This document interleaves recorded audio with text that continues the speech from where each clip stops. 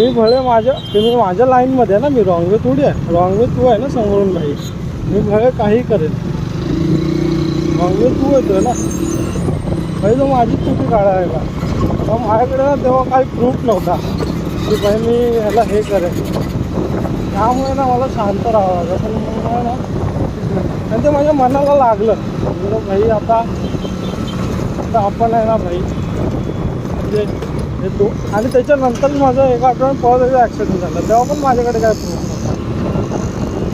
ही गोष्ट ना माझ्या मनाला खूप लागवती की बाबा आपल्याकडे या प्रूफ नाही आहे असं झालं. इव्हन काय काय गोष्टी म्हणजे कसं रेकॉर्ड होतात कधी कधी मोबाईलमध्ये, म्हणजे काही असं मी ब्लॉगिंग म्हणून नाही, पण आहे ना सेफ्टी पर्पज म्हणून मी चालू केलं बाबा.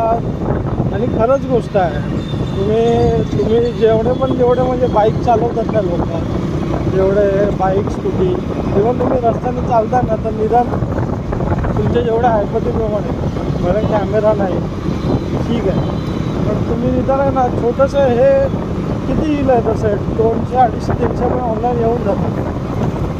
तुम्ही आहे ना तुमच्या सेफ्टी पर्पजसाठी तरी हे करून द्या.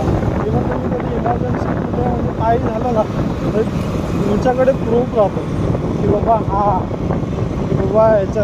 आणि दुसरी गोष्ट आहे की त्याचा नंबर वगैरे पण समोरची अगर भले समोरची चूक नसेल किंवा असेल तर त्याचा कसं रिक्षाचा नंबर, कारचा नंबर जेव्हा असेल ना तर तुमच्या व्हिडिओमध्ये रेकॉर्ड होतो. इव्हन तुम्ही आहे ना तो पळून जरी गेला ना तर तुम्ही त्याला पोलीस केस करून त्याला पकडू शकता आणि तुमचा लॉस पण तुम्ही रिकवर करू शकता.